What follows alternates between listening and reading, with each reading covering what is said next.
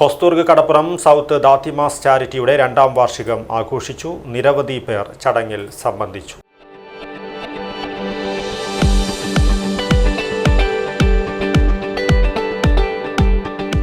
കരുതലിന്റെ കാവൽ ഇനി ഇവിടെ. Wintouch multi speciality hospital, Kasaragod.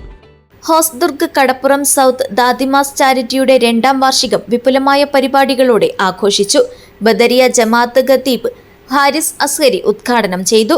Badariya ജമാഅത്ത് പ്രസിഡന്റ് കെ മുഹമ്മദ് കുഞ്ഞി അധ്യക്ഷത വഹിച്ചു. നാസർ ഷെയ്ഖ് സ്വാഗതം പറഞ്ഞു. ചടങ്ങിൽ സുലൈമാൻ ഫൈസി ചാരിറ്റിയുടെ പ്രവർത്തനങ്ങളെക്കുറിച്ച് സംസാരിച്ചു.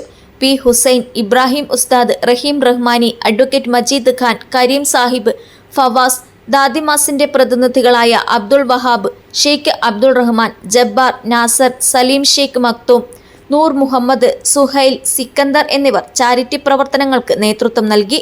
അസീം മണിമുണ്ട, OA അഷ്റഫ്, കരീം കയ്യാർ, അബ്ദുള്ള കാജ തുടങ്ങി നിരവധി സാമൂഹിക പ്രവർത്തകരും നാട്ടുകാരും സംബന്ധിച്ചു. ഷരീഫ് സാഹിബ് നന്ദിയും പറഞ്ഞു. News bureau, Kasaragod.